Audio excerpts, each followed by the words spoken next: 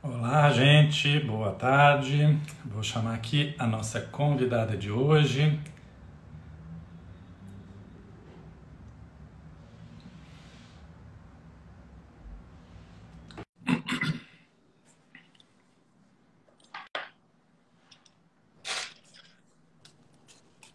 Olá, Oi, Leandro. tudo bem, Luciana? Tudo. Que bom te ver de novo. Que bom te ver por aqui. Não dá para ver de outro jeito, a gente vê por aqui, né? Por enquanto. Exato, exato. Bons tempos aquilo que a gente se encontrava para Mas vai discutir coisas voltar, né? interessantes. Vai Vai sim. voltar. Está demorando um pouquinho mais, mas, enfim, Mais mais que do que a gente deveria, né? gostaria. Bem mais. Do que mais do que deveria, realmente. Luciana, obrigado. Primeiro de tudo, obrigado pelo seu tempo. Eu vou tomar um minutinho aqui só para te apresentar. Eu sei que muita gente já te conhece, mas queria apresentar também e apresentar o Instituto Liberta. Também acho que alguns dos nossos ouvintes aqui e videntes já sabem, mas enfim, a Luciana é advogada, é professora, doutora em Direito pela PUC aqui de São Paulo, foi delegada de polícia, foi secretária de Juventude, Esportes e Lazer do Estado de São Paulo e também secretária de Assistência e Desenvolvimento Social do município de São Paulo. E a Luciana está desde 2016, o ano da fundação do Liberta, à frente como diretora-presidente do Instituto Liberta, então criado, né, como eu disse, há 5 anos, e que tem como missão o enfrentamento à exploração sexual de crianças e adolescentes de todas as formas aqui no Brasil. E é por isso que a gente chamou essa live, especialmente nessa semana, né, Luciana? A gente ontem aí era a data para nos lembrar deste fenômeno tão trágico na nossa sociedade, às vezes tabu, e por isso a gente resolveu fazer essa live e te convidar, porque a gente sabe que você tem muito a trocar, a contar para a gente dessa questão, de novo, que por vezes é tabu na nossa sociedade. Muito obrigado e bem-vinda, viu, Luciana? E eu que te agradeço o convite, um privilégio estar aqui no Espaço da Causa, que eu adoro tanto trabalho. Você sabe, quando a gente montou o Instituto, a gente conversou muito com vocês e foi muito legal sempre. Que bom, que bom. Queria agradecer também quem já está aí nos ouvindo e nos vendo, a Damar, a Amanda, a Esmeralda, algumas pessoas já entrando. E para homenagear quem entrou na hora, né, Luciana? Eu sei que também você tem uma segunda live, a gente está nesse encadeamento de lives aqui, eu sei que você tem uma live já às 19. Então, eu queria, para homenagear as pessoas que chegaram a tempo, a gente já começar esse bate-papo. E eu queria começar te perguntando, Luciana, eu sei que o Instituto Liberta tem feito relatórios, você tem publicado sempre artigos também, falando sobre o tema, sobre, né, esse tema da exploração, do abuso da exploração sexual de crianças e adolescentes no Brasil.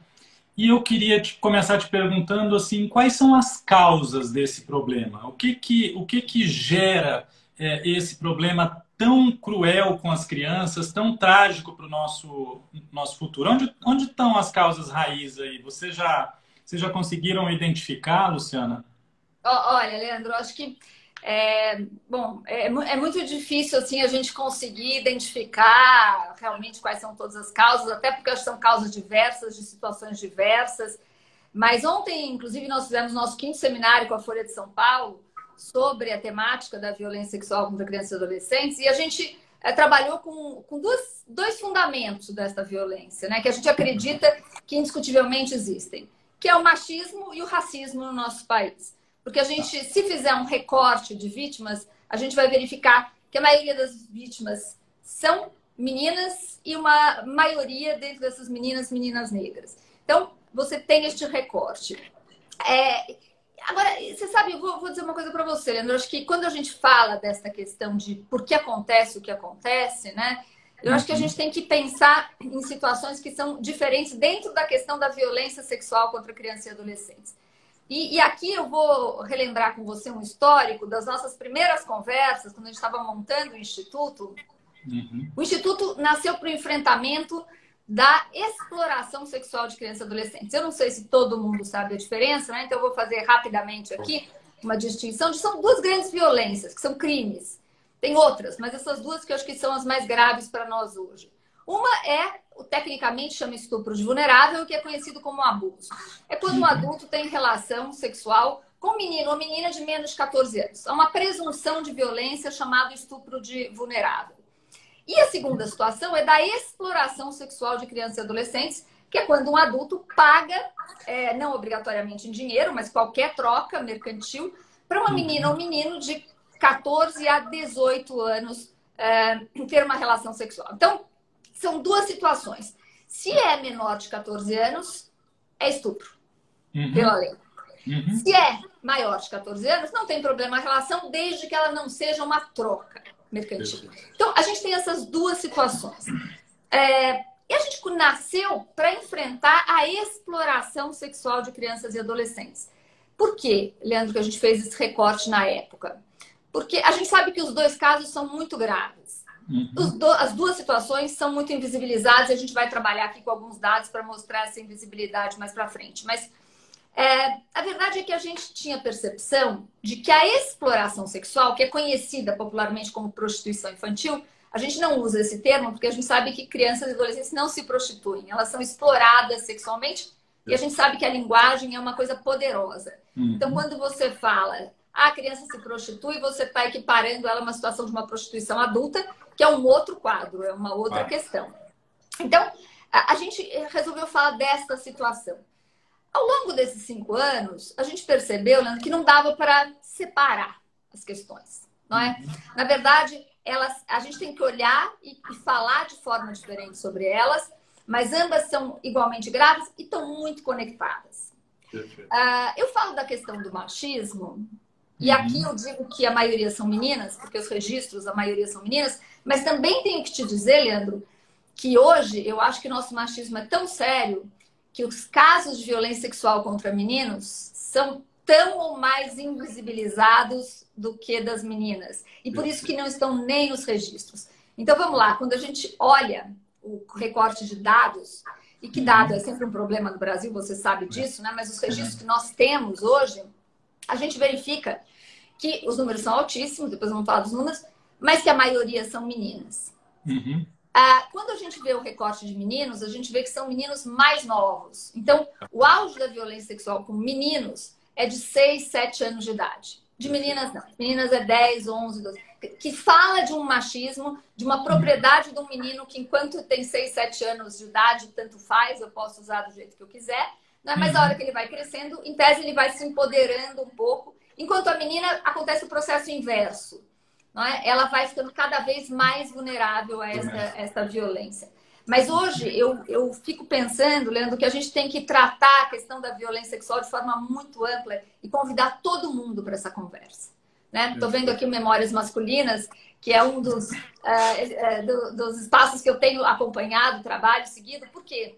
Porque, de fato, a violência sexual contra meninos também acontece. Não é?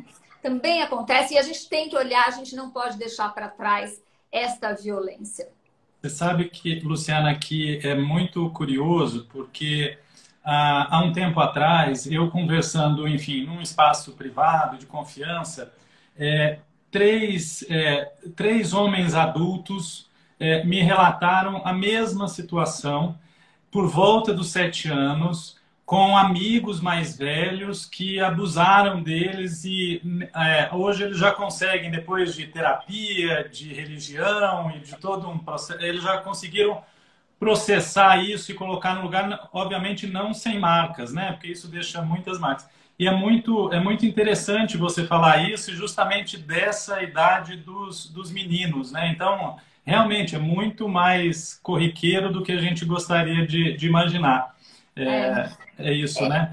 E acho que é quase mais sofrido, né? Porque a gente é um país machista e a violência sexual contra os meninos, na verdade, coloca neles uma chancela em relação à sexualidade deles. Né? Então, fica mais escondido ainda.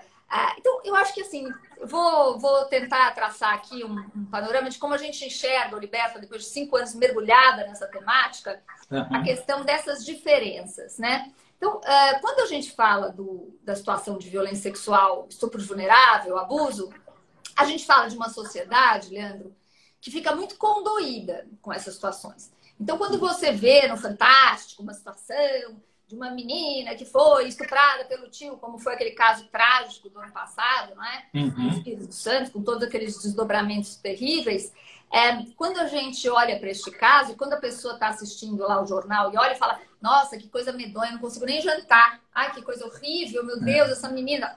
Mas o que fica no imaginário dessas pessoas que não estão perto dessa temática? Primeiro, que é uma coisa excepcional, que acontece ali, não sei aonde, bem longe lá de longe mim. bem longe de mim, né? Bem longe de mim. Então, o imaginário de que é uma coisa que é excepcional, que é um caso de polícia, que o sujeito foi preso, então está tudo resolvido. Não é? O que este sujeito e esta pessoa que está assistindo esse daqui não enxerga é que essa é uma violência cotidiana, que está muito perto e às vezes dentro da nossa casa. E que a gente não enxerga porque a gente não coloca a lente, Leandro. A nossa briga agora é para colocar a lente. A gente está colocando várias lentes, né, hoje. É a lente do racismo, é a lente do machismo.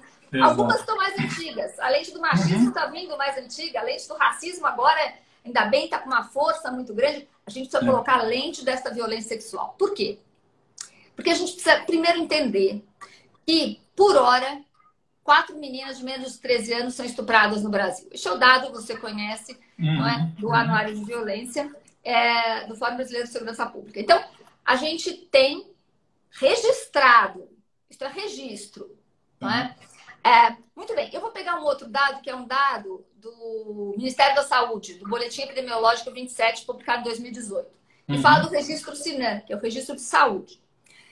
O dado é parecido com esse, são 55 crianças por dia que sofrem violência sexual no Brasil, que dá mais ou menos este número. Mas quando você vai a fundo neste dado, Leandro, você verifica que destes registros, 40% são feitos na região sudeste, 20% na região sul.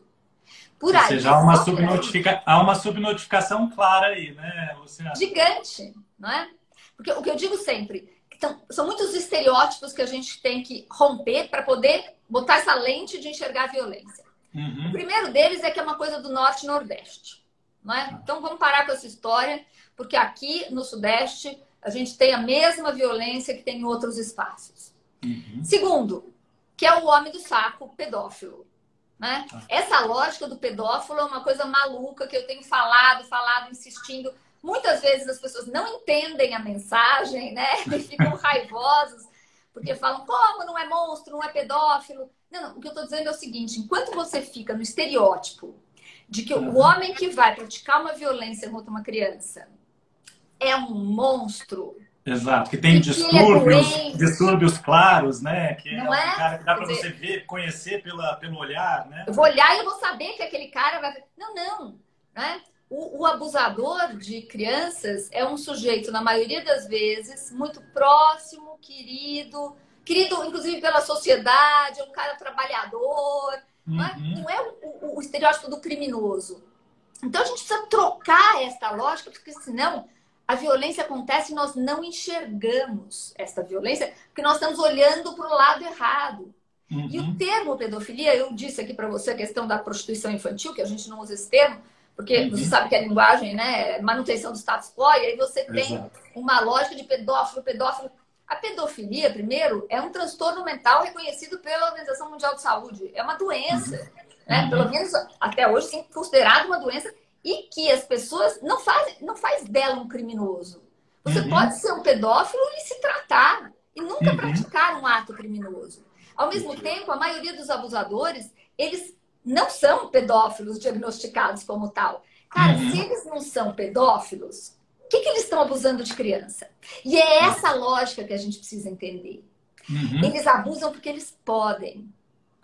Porque eles estão autorizados socialmente. Porque eles sabem que as sanções que serão impostas contra eles, geralmente um homem, né? Geralmente um homem, às vezes branco, ele sabe que talvez a justiça não alcance. Nem chega. A verdade, eu acho que a sanção nem chega, porque você pode falar de impunidade, mas eu acho que o nível de impunidade que existe para esse crime hoje é para além das questões de justiça. Lógico que a questão de justiça é uma questão e é importante, porque você tem que melhorar todo o sistema de justiça para poder enfrentar essas questões. Mas a verdade é que este cara tem uma impunidade pelo silêncio. E este silêncio que a gente precisa romper, e a nossa luta é esta, romper o silêncio, é porque o crime sexual envergonha as pessoas. Claro. Eu sempre digo, você não tem vergonha de dizer que foi sequestrado, que roubaram seu celular, você põe no Instagram, né? Oh, roubaram meu celular. Isso não gera nenhum constrangimento. Agora, quando uma mulher ou um homem conta que foi vítima de uma violência sexual, o que as pessoas dizem, Leandro? Puxa, muito obrigado, você é tão corajoso de falar isso aqui, obrigado por ter... Cara, obrigado o quê? Eu fui vítima do crime, entendeu? Por que isso deve me constranger? Por que a violência sexual não constrange o abusador? Constrange a vítima? Porque nós somos uma sociedade que lidamos mal com esta violência. Porque nós sempre... Lógico, aí entra uma questão machista quando se trata de meninas e mulheres, que é a culpabilização das meninas e mulheres pelas violências que sofrem. Claro. Não é? Mas os meninos também, seriamente, né? Quer dizer... ou seja, a pessoa que abusa de uma criança, e aqui criança pequena, ele conta com um constrangimento. Ele conta com a ignorância das crianças muito pequenas. Por isso que depois a gente precisa falar das soluções para essas questões. Ele conta com a ignorância. Depois ele conta com o silêncio, porque a família muitas vezes se constrange. Sabe que é muito interessante? Eu tenho feito uma pergunta para os meus amigos, dizendo o seguinte, amigos e amigas, dizendo o seguinte: se a sua filha ou seu filho fosse vítima de uma violência sexual, o que você faria? Você contrataria o melhor psicólogo do mundo, afastaria ele do abusador de qualquer forma, ou você ia para a polícia? E a maioria das pessoas me responde: não sei, preciso pensar. Como se for, quer dizer, aí ele fala: se você precisa pensar, você já me respondeu. Exato. Entendeu? Exato. Por quê? Porque, na verdade, tem uma lógica de que, não, eu deixo isso quietinho e eu preservo o meu filho. Minha filha. Quando eu boto isso embaixo do tapete. Ao contrário de você sofrer um roubo, né, um assalto, alguma coisa, você sabe o óbvio, né? Que a primeira coisa que você faz, você sabe o que é. Não tem constrangimento para isso, né? Não tem constrangimento. Agora, aqui tem. Por quê? Porque nós somos uma sociedade que estigmatiza a vítima de violência sexual. Então, olha só, o sujeito conta, olha, fulano ali, olha, puxa, coitado, olha, coitado. E aí a coisa vai crescendo, coitado na sala de aula, coitada na sala de aula, e ela virá estuprada. Entendeu? Ninguém quer ser a estuprada. Então, assim, quando você olha para isso... Agora é o seguinte, o que a gente tem dito muito? E aqui eu estou falando ainda de uma situação não de exploração, tá? Vamos fazer um recorte para quem tá entrando. Eu ainda estou falando de uma situação considerada de abuso, de estupro de vulnerável. Que é essa coisa desse silêncio, porque a sociedade não enxerga, ou quando ela enxerga, ela se constrange.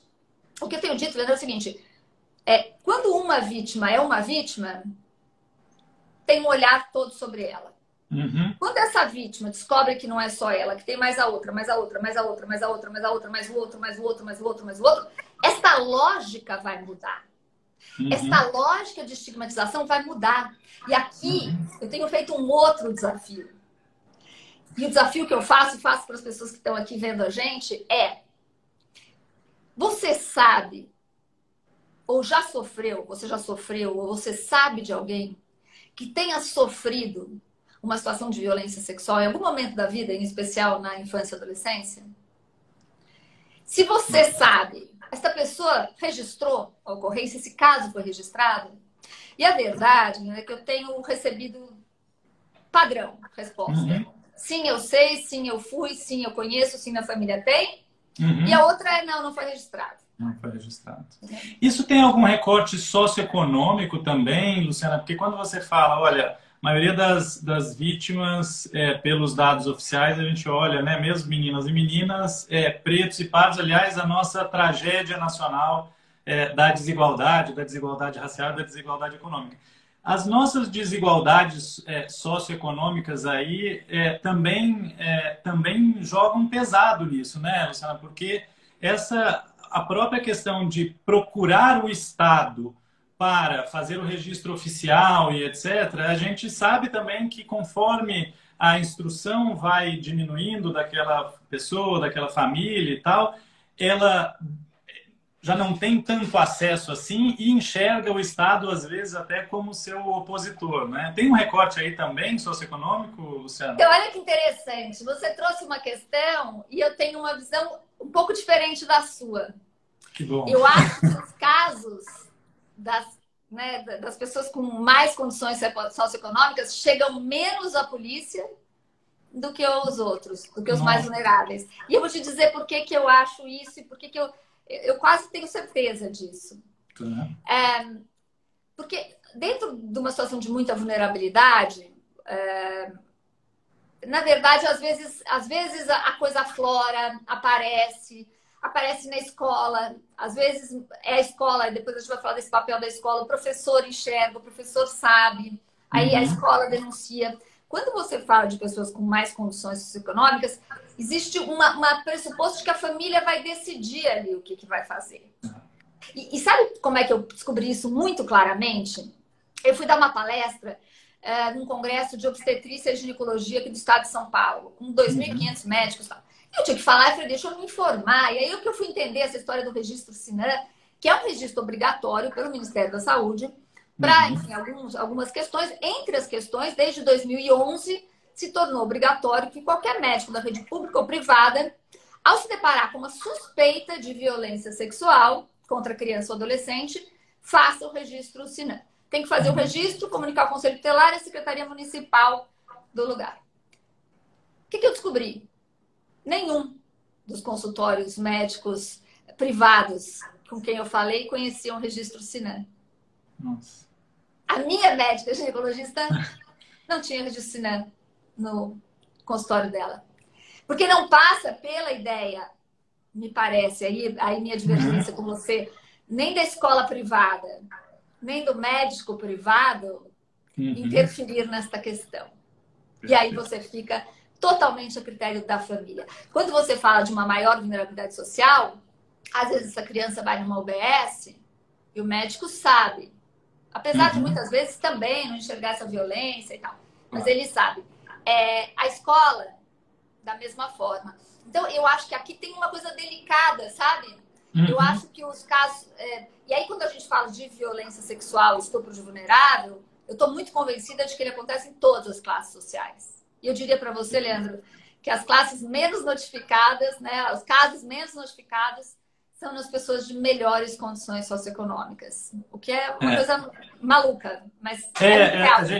Estou vendo aqui nos nossos comentários alguns comentários de pessoas falando e fazendo conjecturas sobre justamente isso. Eventualmente, o medo da reputação da família, né? Porque quando você tem uma família de mais posse, de mais relações, de mais capital social, isso, até porque o tema é tabu, é outra coisa que a Francine, nossa sócia aqui da causa que está vendo, é um tema tabu, é uma causa tabu. Lá na causa a gente fala muito dessas causas que ainda são tabu, ainda quando você fala, enfim, todo mundo se afasta, como você disse. É uma causa feia, é uma causa feia, é feio, sabe? É tão louco isso, mas é feio. Eu vejo isso na relação com as empresas, quando a gente pede apoio para a causa, e vocês conhecem tão bem isso, na verdade, não é uma casa... Às vezes, não, a gente quer ajudar, mas não precisa pôr o nosso nome. Entendeu? Nenhuma empresa quer se ver conectada. Olha que louco, que diferença isso, vocês que trabalham com causa. A questão da mulher, por exemplo, você falou que eu fui delegada, né? Eu fui delegada há 30 anos atrás, Delegacia de Defesa da Mulher. Briga de marido e mulher, ninguém mete a colher. Era uma questão feia, não é? Intrafamiliar, não me meto e tal. Hoje, todas as empresas querem botar lá a sua chancelinha de empoderamento de mulher, né? Com enfrentamento à violência sexual. Por quê? Porque virou pop. E acho que tem que virar mesmo. Né? Saiu do escuro, saiu da coisa... A gente está tentando fazer esse esforço. Porque assim, a violência sexual contra a criança não é feio. Né? A gente tem que entrar nesse assunto. E depois a gente tem que enxergar esse assunto. Porque um dos problemas, de fato, eu estou convencida, Leandro, que as pessoas não enxergam essa violência. entendeu? E se elas não falam e se as vítimas não aparecem, pior ainda. Você gera um ciclo de invisibilidade aí que é difícil, né? O que é diferente, aí vamos mudar um pouco para a questão da exploração sexual de crianças e adolescentes. Tá. Até agora a gente estava falando então do abuso, que é aquele, né, o vulnerável, ou seja, não existe uma exploração material, ou seja, por uma troca, etc. Tem uma violência. E com uma característica, normalmente, de violência intrafamiliar. Né? Porque, perfeito. Ou seja, dentro de casa, né, Luciana? Para falar aqui no popular, vamos dar o dado do Ministério da Saúde mais de 70% das violências sexuais contra a criança acontecem dentro de casa. Então, sabe aquele dado de 55 crianças por dia? 70% dessas 55 sofreram violência sexual dentro da residência. E 40% por familiares, pessoas muito próximas. Então, veja, né, essa é a característica do abuso. Portanto, a característica do abuso, que não é enxergado, que a sociedade se incomoda, mas não enxerga, e se enxerga em algum momento, né, vamos abafar essa história aqui, porque ela não é boa, tem essa característica intrafamiliar, e silenciosa, silenciada. Muito bem. E a situação de exploração? É outra característica. Porque o que acontece? Nós somos muito preconceituosos. Então, essa menina que foi abusada aos 6 anos é uma vítima, a sociedade enxerga como uma vítima. Aos 14 anos, essa menina está lá na esquina, nós se oferecendo, e ela virou uma prostituta aos olhos da nossa sociedade. E não importa que o Código Penal diga que a pena, para quem tem relação com essa menina, é de até 10 anos de cadeia. Veja que não é pouco. 10 anos para quem tem a relação, para quem agenciou, se tem a figura do agenciador, e para o dono do local onde aconteceu. Veja a gravidade do crime. E, no entanto, uma pesquisa que nós fizemos com o Datafolha em 2018 mostra que do universo de pessoas que souberam ou já viram uma situação de exploração sexual, só 24% denunciaram. Nossa. Por quê? Porque não tem importância, Leandro. A verdade é, a menina está lá porque ela quer. É uma prostituta. E aí a sociedade não dá mais importância porque não enxerga mais aquela figura como vítima. Não é? Ela e nem como digna de direitos fundamentais, né, Luciana? O mais louco é isso, né? Agora, considerando que nós somos um país em 4º lugar no casamento infantil, você sabe disso? Quer dizer, nós somos o 4º país com os piores índices de casamento infantil. Agora, diante disso, fica muito fácil entender essa sexualização precoce de meninas, aí um recorte muito de meninas mesmo, né? De meninas e muito de meninas negras, né? Que estão nessa situação de exploração sexual e ninguém conversa sobre isso. É assustador.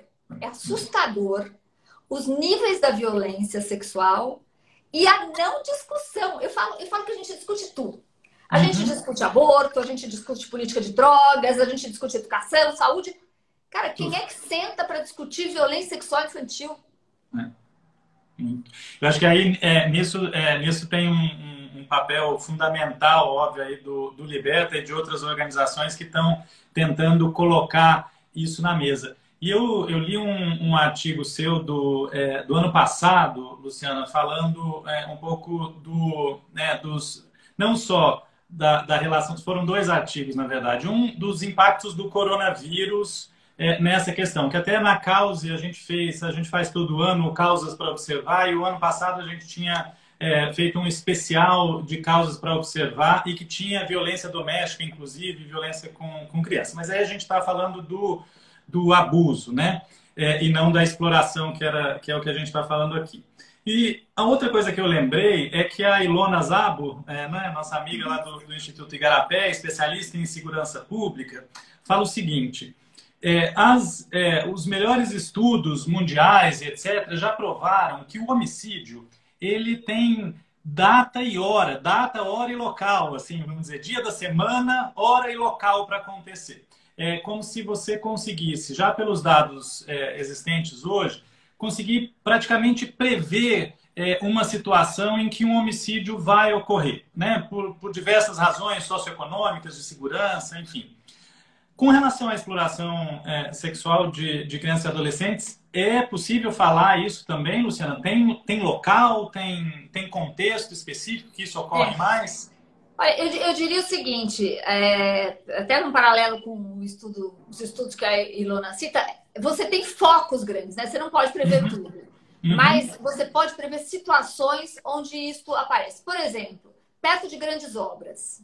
Exploração sexual e grandes obras é sinônimo, não é? Tanto é que tem os filhos das grandes obras. Depois dessas obras acabam, os trabalhadores vão embora e ficam os filhos das grandes obras. Por quê? Porque, na verdade, local de mineração, você tem exploração sexual. Onde você tem muita vulnerabilidade social. Porque, diferente do abuso, que eu falo que acontece em todas as classes sociais, a exploração e que acontece sexual, em casa? E que acontece em casa, a exploração sexual, ela tem um recorte de vítimas de alta vulnerabilidade e abusadores de todas as classes sociais. Né? Eu falo que o que muda é o preço da menina e quem paga. Mas a verdade é que você tem no Brasil inteiro diversas situações de exploração sexual. Agora, você tem algumas coisas características. Então, por exemplo, onde você tem lugares de alta vulnerabilidade social e chega uma obra, você vai ter exploração sexual de crianças e adolescentes. Ou numa situação, por exemplo, de eventos, que era uma coisa que a gente fazia bastante ação na assistência social. Copa do Mundo. Eu estava na assistência quando a Copa do Mundo foi no Brasil. Você tem que fazer uma forte prevenção, não só do trabalho infantil, mas da exploração sexual de crianças e adolescentes. Porque é claro que vai acontecer exploração sexual. São lugares emblemáticos. Por exemplo, a Childhood tem um trabalho com a Polícia Rodoviária Federal de mapeamento dos pontos de exploração nas estradas federais. Então, acontece muito, né, em estradas, 2.000 pontos. 2.000 pontos? Você tem mais de 2.000 pontos de vulnerabilidade. O pessoal sabe onde é o local de exploração sexual. Nas estradas federais só, tá? Não nas vicinais. Então, você tem como mapear, você tem como trabalhar preventivamente. Não resolve todas as questões, mas sim, tem muita coisa que dá para fazer, Leandro. Claro. Só vou voltar para uma coisa. Por que não se faz? Né? Porque eu acho que... A pergunta é, bom, se você tem esta possibilidade, por que não se faz? No caso da exploração sexual e da violência sexual, eu digo o seguinte, você, como eu, que conhece gestão pública, política pública, você sabe o seguinte, o gestor público, ele trabalha respondendo a pressões sociais. E faz sentido que seja assim. Claro. Né? Ele não tem que inventar da cabeça dele. Eu vou solucionar tal problema. Tal problema não existe. Eu vou solucionar o quê? Então, ele está ali para responder aos anseios da sociedade. Enquanto a violência sexual não for um problema na sociedade, que ele não é hoje, não há pressão social para a construção de política pública efetiva. Né? Então, quando a Ilona fala, por exemplo, da questão dos assassinatos, ou mesmo de estupros, né? Você fala de ruas mal iluminadas. Ruas mal iluminadas tem um problema de violência sexual contra mulheres, né? Só que o que você faz? Você estuda onde está mais casos e ilumina a rua, enfim. É isso. Agora, a questão, por exemplo, da mulher começa a ser um problema. Então, quando começa a ser um problema, começa a se pensar em políticas públicas. Você tem hoje muitas políticas. Você tem Lei Maria da Penha, você tem Minha Casa Minha Vida no nome da mulher, você tem vários processos que buscam solucionar essa violência contra a mulher. Só que você não tem ainda, na verdade, construção de políticas públicas para enfrentamento da violência sexual contra crianças. Por quê? Não é um problema na sociedade isto ainda. E a gente precisa enxergar este problema para começar a se sentir desconfortável. E é interessante porque você falando, né, desses 4.000 pontos só em rodovias federais e da necessidade de uma política pública. Eu acho que ou de grandes obras, de grandes eventos, né, esses focos, como você falou, que dá para prever esse crime acontecendo.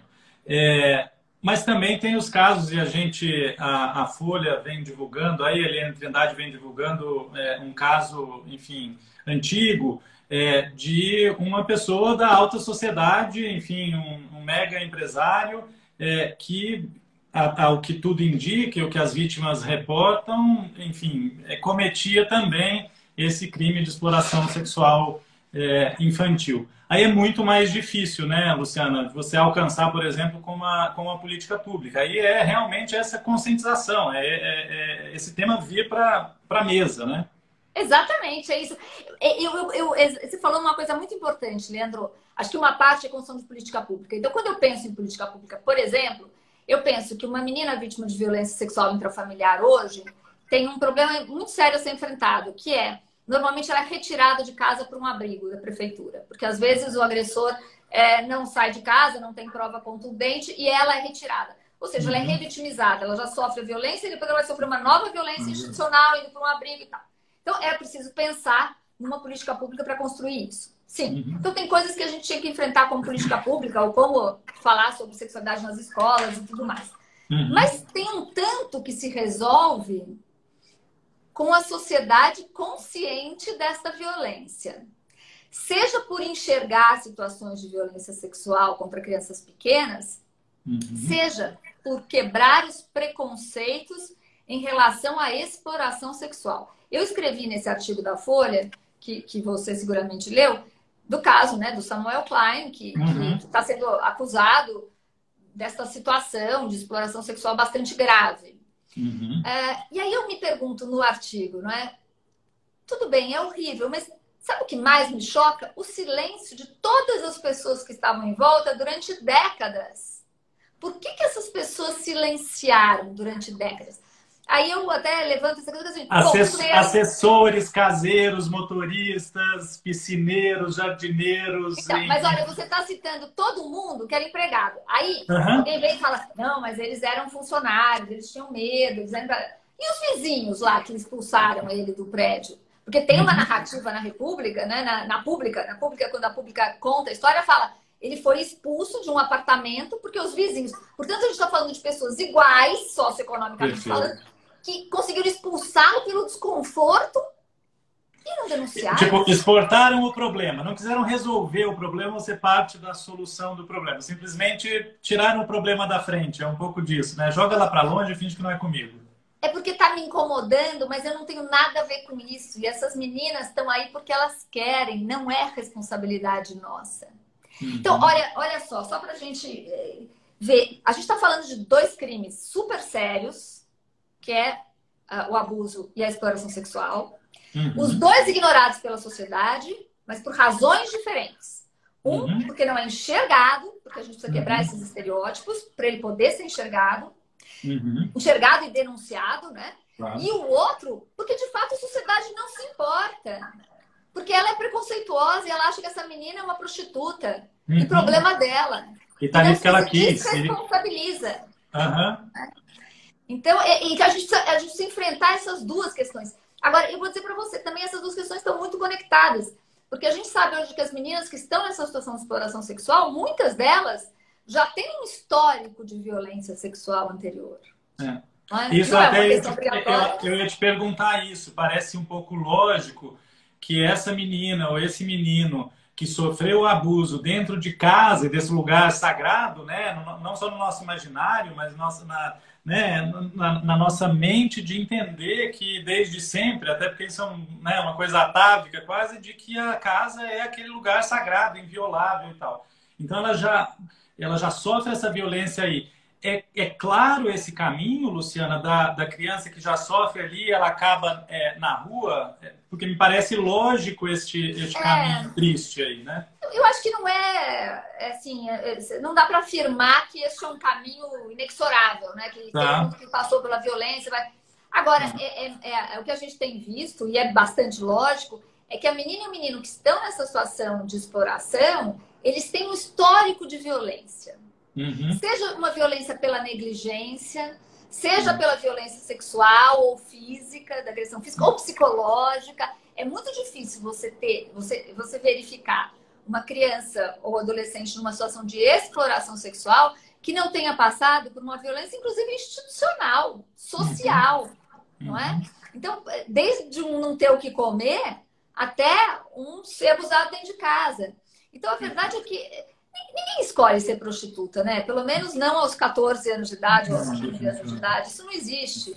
Existem circunstâncias, situações que levam essas... Que naturalizam, às vezes, naturalizam não só para a sociedade, mas até para a própria vítima, né? Se é o caso dela ter crescido... Sabe que no nosso documentário, Leandro, Um Crime Entre Nós, aliás, fazer propaganda aqui, pelo amor de Deus. É muito bom, aliás. Fez um ano. Está no site, né? Está no site liberta.org.br. Então, Então, a chamada. o documentário ele está na Globoplay, para quem quiser assistir, ou então gratuitamente na plataforma de Videocamp. Ok. Plataforma do Videocamp gratuitamente, que é uma plataforma de filmes de causa, muito interessante, né? Uhum. E tá na Globoplay também. Então, Um Crime Entre Nós. E tem um trecho onde uma menina fala o seguinte: na verdade, assim, já que eu ia ser abusada, eu preferia ser abusada por estranhos. Porque, na verdade, é mais sofrido uma menina sofrer uma violência sexual e ter que se relacionar com um pai ou um padrasto do que ela ganhar para se relacionar fora. Então, assim, tem essa lógica que acontece, né? Uhum. Agora, eu acho que, assim, a gente tem que acordar, Leandro. Não é possível, sabe o que acontece? Não é possível mais que a gente esteja dormindo em berço esplêndido. Tanto abusador e tanto criminoso assim, né, Luciana? E aí, até que eu quero te deixar uns 5 minutinhos também, no final a gente termina aqui 6 para 7, para você conseguir tomar uma água para o próximo. Não precisa, ó, eu descobri que é 7h30. Pode acabar ok. 7, então vamos até às 7. Mas eu queria, enfim, nesses 20 minutos ainda que nos restam, começar então a explorar com você o papel de cada um de nós. Nessa luta. E aí, para separar, porque eu acho que tem o papel do indivíduo, né, do Leandro, da Luciana, o que fazer na nossa vida cotidiana, tem o papel das ONGs e, enfim, organizações da sociedade, do governo e das empresas, só para a gente ficar aqui vamos dizer, nos grandes papéis. O que você acha que está na mão de cada um desses para a gente começar a resolver esse problema, Luciana? Então, vamos começar com a solução macro, que é de política pública, né? Tá. A gente acredita muito, e é o que a gente, na verdade, acaba mostrando no documentário, e é o trabalho que também o Liberta tem feito, para além das campanhas de conscientização e tal. A gente tem feito muito trabalho com as escolas, com a rede pública estadual de São Paulo. Nós temos uma parceria muito grande, tanto no estado quanto no município, porque a gente realmente acredita, Leandro, que não vai ter solução se não passar pela educação. E aqui, uma educação em sentido lato, no sentido de que as escolas, especialmente num país de alta vulnerabilidade como a nossa, elas não são só um espaço de conteúdo, logicamente. Elas são um espaço de garantia de direitos, né? Elas são um espaço de construção de cidadania. E aí, a escola tem um papel fundamental. E o papel da escola é falar sobre sexo e sexualidade saudável com as suas crianças pequenas e com os seus adolescentes. Cada um ao seu momento, no seu tempo, da sua forma correta, mas é fundamental. E aqui eu vou citar um exemplo de uma política pública que já existe no Reino Unido há muitos anos, com ótimos resultados, né? A gente fala de boas perspectivas e boas práticas, o que acontece? Quando muitas crianças pequenas sofrem abuso intrafamiliar.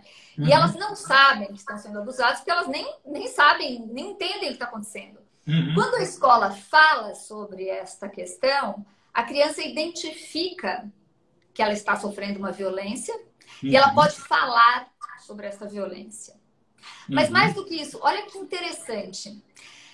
Teve um estudo que mostrou que os abusadores presos e condenados e tal, quando perguntados sobre o que fazia com que eles parassem ou não realizassem uma situação de abuso, a resposta de muitos foi quando a criança diz que não quer, ou diz que vai chamar alguém ou vai gritar. Por quê? Porque o abusador, como a gente começou a falar de quebra de estereótipos aqui, não é o homem maluco do saco, nem o cara que chega com a arma na cabeça. Ele é aquele que se utiliza de uma certa ignorância e um certo envolvimento com a vítima. Quando ele vai fazer alguma coisa que a vítima não gosta e não quer, e fala eu não quero, ele para.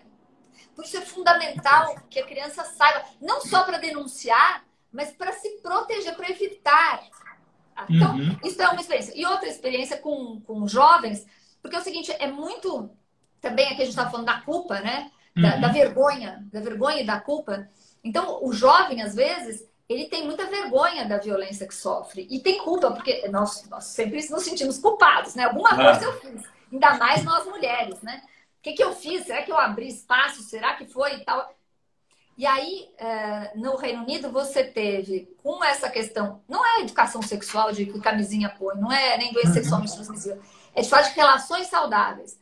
Você teve uma diminuição na gravidez da adolescência, As meninas começaram a ter relações mais tarde, de forma mais consentida, prazerosa, cuidada, não é? E os meninos também, porque eles estão numa via de mão dupla. Claro. Né? E essa conversa é uma conversa de todos nós, meninos e meninas, e tem Uhum. que ser dada na escola. A gente tem um trabalho, Liberta, que chama Tá na Hora. Tem uma cartilha no site, quem quiser entender. A gente fez com alunos aqui do Capão Redondo, na periferia de São Paulo, e em 4 escolas do interior do estado. Onde a gente trata dessa violência e depois eles, enfim, fazem um mergulho profundo, né, no que é essa violência e depois constroem uma forma de falar, comunicar para os outros essa violência. É muito legal, porque é um processo de transformação interno e com meninos e meninas. Porque a gente tem que chamar todo mundo para essa conversa. Então, isto, e aí chamar a atenção, muito rapidamente aqui, para um risco imenso que a gente corre, que é a aprovação da educação domiciliar, que está tramitando a toque de caixa no Congresso Nacional. Eu ia te perguntar justamente isso. As pessoas falam, tem aí uma frente conservadora. E aí, como cientista político, eu falo, bom, de conservadora não tem nada, porque conservadores são céticos, são apegados a dados. E se existem os dados, os conservadores entendem que esse é um problema. Porque a gente tem uma visão meio tosca de vários assuntos aí em dominantes parcelas da sociedade brasileira. Mais difícil ainda, né, Luciana, falar disso e falar, por exemplo, dessa questão de pais querendo fazer homeschooling e tal, e às vezes até usando o argumento de que na escola estão ensinando sexo para as crianças, certo? E vamos ensinar sexo nas escolas. É isso! Uma vida sexual saudável. Como fazer, quando fazer, não é? Sexo que é saudável, porque sexo é uma coisa saudável, desde que bem feito e feito do jeito certo. Claro. Então, é o seguinte, a gente precisa construir uma forma de comunicar isso. Acho que também a gente comunica mal, porque o embate não é bom. Mas o fato, Leandro, é que a gente está num momento muito perigoso. Eu estou muito assustada, eu tenho que dizer aqui que eu estou numa cruzada contra a história da educação domiciliar, porque a gente tem esse dado de 70% das violências acontecerem dentro de casa.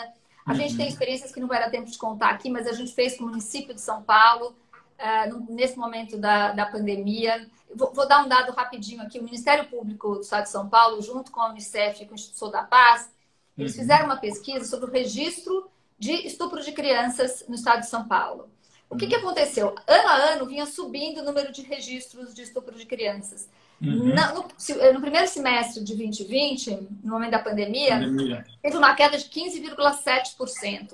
No mês de maio, que foi de maior confinamento, 39,5%, se eu não me engano, da diminuição de registros. Ora, as crianças não estavam sendo estupradas mais? Óbvio que continuavam de forma pior. Mas elas não estavam indo para a escola, Leandro. E aí está o papel da escola e do professor, né, Luciana? É o papel da escola. E não dá para... Hoje o Congresso Nacional está discutindo, homeschooling, isso é uma questão menor, porque é para 15 mil famílias. Não, cara, isso é uma questão fundamental, porque a hora que você abrir essa porteira, você não sabe mais quantas famílias vão entrar nessa história e tirar seus filhos da escola para educar do jeito que eles acham que tem que educar, com todos os seus preconceitos e todas as suas visões de mundo, né? E o medo que isso dá. E tem duas, eu vejo aí a gente falando, né, o papel de cada um. Você falou muito desse papel da escola como formadora, né, como esse locus aí, esse local de discussão e de ensinamento sobre uma vida sexual saudável e etc. Mas então isso é mais sobre a perspectiva da prevenção, de como a escola pode ajudar a prevenir essa questão, como você trouxe esses dados lá do Reino Unido, já com alguns bons resultados. Mas também tem esse papel da denúncia, né? Da proteção depois que já aconteceu, obviamente, né, Luciana? Da professora notar o comportamento do aluno estranho, do aluno eventualmente... Vou dar um outro dado para você, Leandro, que também, porque eu estou com essa coisa do homeschooling muito apavorada. A Universidade de Wisconsin fez um trabalho coordenado pela Barbara Knox, que é uma pediatra, estudou casos de violência grave contra crianças e adolescentes, inclusive com resultado morte. São casos de violência grave, extrema. Dos casos analisados, 72% tinham sido retirados da escola para educação domiciliar ou nunca estiveram matriculados na escola, supostamente em homeschooling. Ou seja, Não é verdade, eu não estou querendo acusar que os pais que querem educar os seus filhos, Claro. mas a verdade é, quando há uma situação de violência intrafamiliar, quando essa criança vai para a escola, alguém enxerga. Quando ela está em casa, não há a quem pedir socorro. Então, é fundamental que as crianças frequentem as escolas. É muito importante. Né?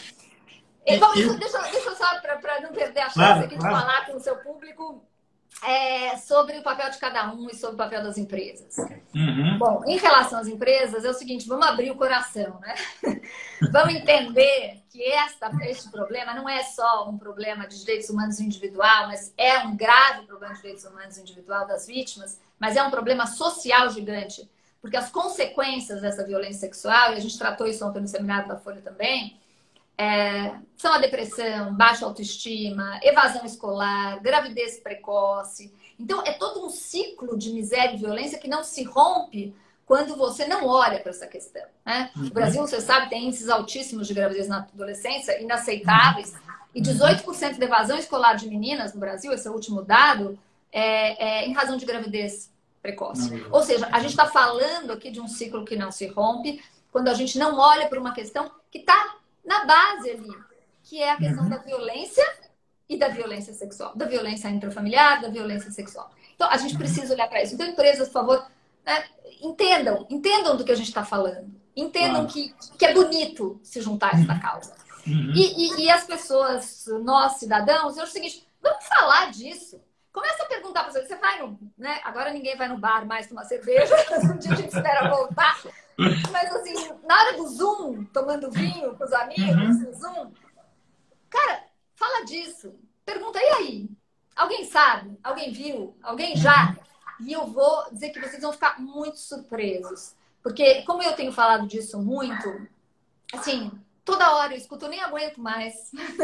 Sabe? Todos os casos que chegam até mim desta violência. E violência que é dura, porque destrói famílias. Quando você sabe... Você fala, cara, mas a tia fulana vai morrer. Mas se a tia fulana vai ter que saber. A tia fulana vai morrer para que outras crianças tantas vivam, entendeu? Assim, cara, a gente vai ter que enfrentar essa violência que é dentro de casa e que é pro tio querido. Vai ter que enfrentar. Vai ter que enfrentar. Então, esse é o papel. Acho que o papel de cada um de nós é começar a enxergar essa violência, falar dessa violência e poder ter uma dimensão melhor do que é. Como você mesmo relatou aqui no começo do nosso papo, como a gente vem fazendo ao longo do tempo com a questão da violência contra a mulher, né, Luciana? E aí, historicamente, esse assunto saiu lá de casa, né? Aquilo ninguém mete a colher, para hoje fala assim, não, todo mundo sim tem que meter a colher e todo mundo sim tem que olhar. E aí eu lembro daquele ditado, eu acho que é um ditado africano, se não me engano, né? Que fala que é preciso de uma vila inteira para cuidar de uma criança, para fazer uma criança crescer, né? E crescer saudável. Então, o papel das empresas também não é só dar dinheiro, né, Luciana? Porque se você olha para grandes empresas, elas têm, às vezes, o seu próprio impacto, se a gente está falando de construtoras, de operadoras de rodovias, enfim... que são aqueles focos que a gente falou de exploração sexual muito bem né, localizados ali. Mas se a gente olhar para a questão do abuso que ocorre em casa, as empresas também, não é patrocinar um programa, é falar disso com os funcionários, né? Falar disso. Né? Você tem algum caso? Porque eu ia até fazer um recorte, queria a sua opinião. Você ontem fez esse evento com a Folha, e eu queria também fazer um recorte dos meios, eu queria que você falasse um pouquinho dos meios de comunicação, do papel dentre as empresas, né? Falar um pouquinho dessa responsabilidade das empresas com os funcionários, com os colaboradores, como que isso pode ser feito, mas também o que você acha aí hoje, o estado da arte de hoje, dos meios de comunicação em geral no Brasil. Tem espaço ainda, né, Luciana, para trazer isso para a luz? Muito. Você sabe que toda vez a gente acaba, né, virando uma referência nesse assunto. São poucos institutos que lidam, poucas organizações que lidam com essa questão da violência. Então, a gente fica se revezando entre a gente na hora de conversar com as mídias. E eu sempre que me pedem para falar de um caso específico, eu falo, olha, eu só falo se você colocar aí que isso não é uma exceção. Porque se você ficar... A gente sabe que tem que fulanizar, às vezes, para chamar a atenção do público. Claro. Isso é uma estratégia, né? Sempre um caso, um personagem e tal. Mas tem que enfatizar. Então, a gente tem tentado ensinar os jornalistas a falar sobre essa questão. Desde os termos a serem usados, né? Quer dizer, que termos que são os termos corretos para usar, o que é não revitimizar uma pessoa que já é vítima, que é aquela exploração da imagem, né? Aqueles programas sensacionalistas. Não é isso que ajuda. Isso não ajuda. Isso talvez te ajude aí com a sua audiência, mas não ajuda a sociedade brasileira. Então, e tem muito espaço. Agora, eu tenho uma notícia boa, assim, que a gente encomendou uma pesquisa e desde que o Liberta começou, a gente teve um aumento muito significativo de matérias espontâneas sobre a exploração sexual de crianças e adolescentes, né? A gente tem provocado muito a imprensa para que, e as mídias em geral, para que se fale sobre isso. Então, eu acho que isso é muito importante, porque o papel das mídias é fundamental. E aí daí das empresas, sem dúvida nenhuma, né? Com a fala interna, e bancar isso, né? Vamos tirar da sombra. Porque quando a mídia fala corretamente, quando a empresa assume essa conversa interna, e vou contar também que a gente vai chamar daqui a pouco um movimento aí, é o seguinte, a gente vai pedir para todo mundo abrir a boca daqui a pouco, né? Eu venho aqui de novo para você me ajudar a divulgar, porque é o seguinte, a gente vai chamar todo mundo para abrir a boca. Aqui, ó, vamos ter coragem aqui de falar sobre o que a gente viveu e pedir que outras pessoas vivam? Para mostrar que não é exceção, né, Luciana? Não estou falando de coisa de longe. Nesses minutinhos finais, eu queria explorar mais duas coisas rápidas com você. Até você comentou, né? Eu falei do seu currículo aqui, você foi delegada, mas foi delegada, como você falou, há alguns anos já. Mas o papel das forças de segurança e das forças policiais, porque também é público e notório que são corporações machistas, como a gente sabe, enfim, formada por você, melhor do que ninguém pode falar isso. Como é que é o papel aí dos delegados? Qual é essa primeira frente de ação aí de servidores públicos das forças de segurança e o que poderia ser mudado aí para melhorar essa acolhida e etc.? Então, Leandro, olha, eu até falei ontem no seminário que quando eu fui delegada de polícia, há 30 anos atrás, né, ninguém tinha nem informação para tratar dessas questões, a gente acabava sendo só uma delegacia com nome diferente.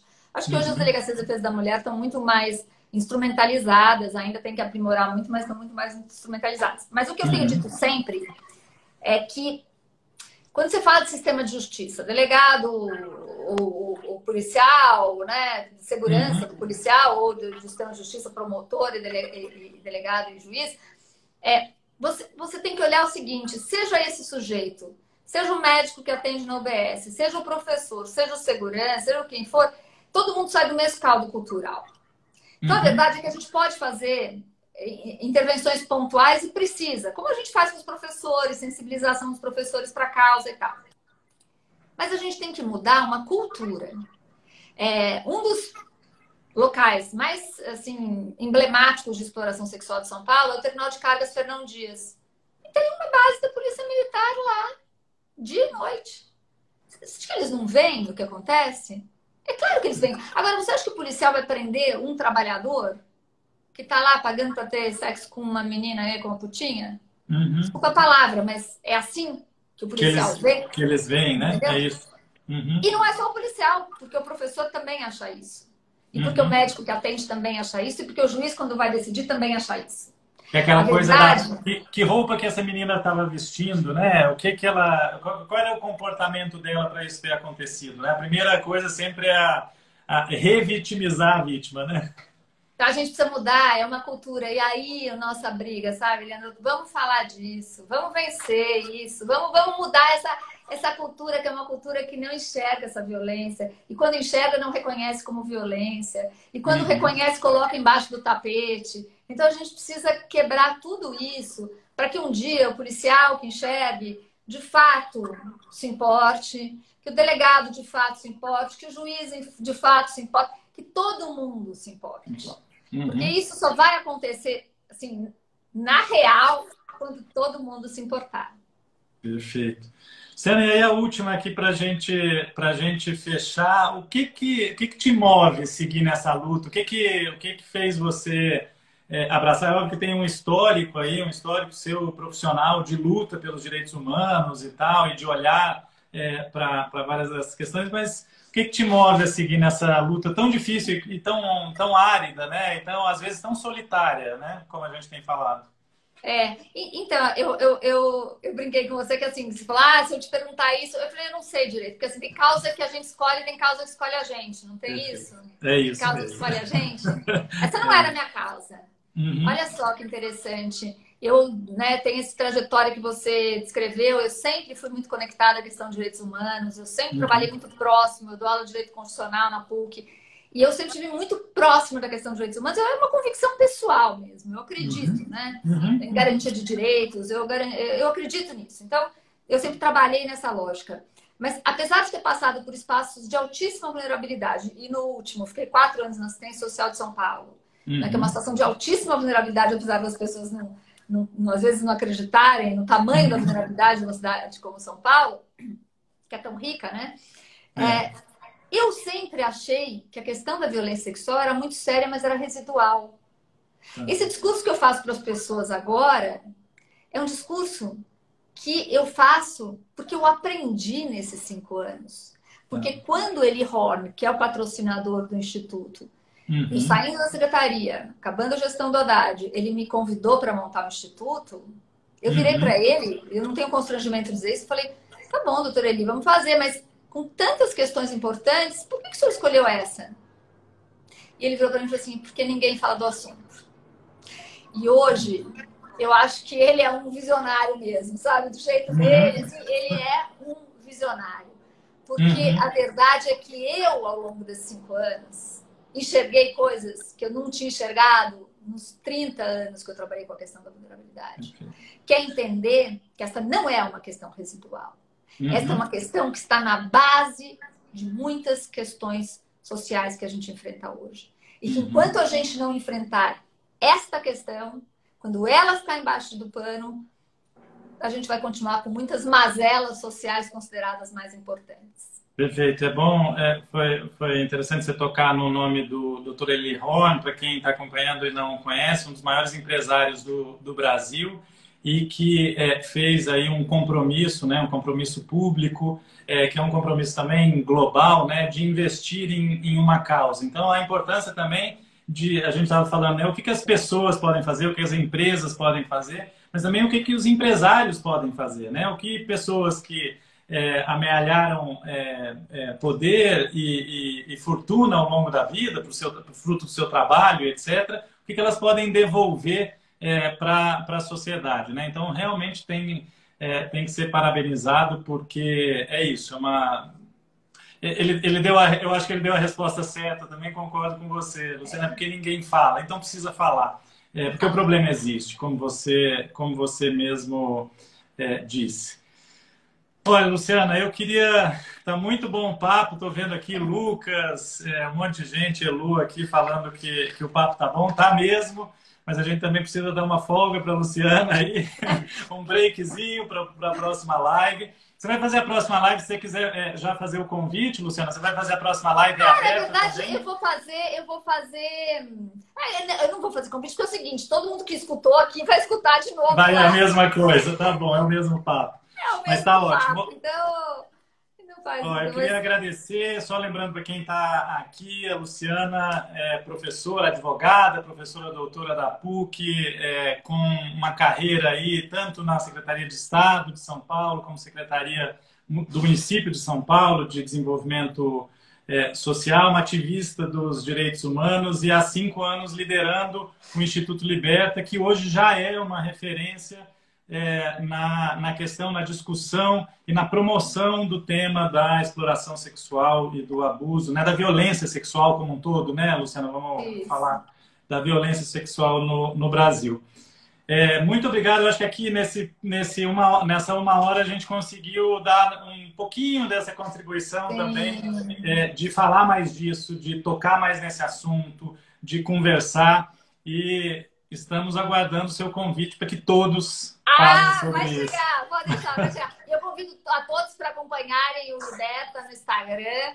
E, enfim, a gente tem um site, tem muita coisa interessante no site, tem muita informação, muito texto, muito estudo. Então, quem quiser compreender um pouco melhor, mergulhar um pouco nesse tema, eu falo que quando a gente mergulha, a gente fica sem ar, sabe? É muito difícil. Mas quando a gente consegue respirar depois, a gente se sente bem melhor. Então, convido todos a mergulharem. É aquele sem ar que a sua consciência ampliou de uma tal forma que você fica realmente sem ar. E também você tinha comentado antes, só lembrar também que tem o documentário certo? Disponível na Globoplay. Globoplay. Um Crime Entre Nós. Está na Globoplay e está na plataforma do Videocamp. Se esquecer onde está, põe lá. Um Crime Entre Nós. Um Crime Entre Nós. Perfeito. Tá, muito obrigado, Luciana. Um beijo para você. Obrigada, um abraço a todo mundo lá do Liberta. Tchau, tchau. Tchau, tchau. Tchau, gente. Obrigado.